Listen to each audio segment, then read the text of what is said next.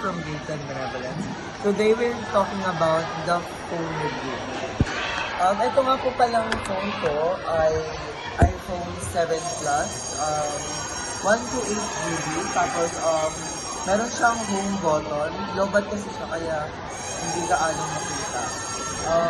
Ito din ay 100% yung battery health niya. Tapos, matagal na rin siya malobat. Tapos, yung iOS niya is 16.8 yung ata. Oo, yun.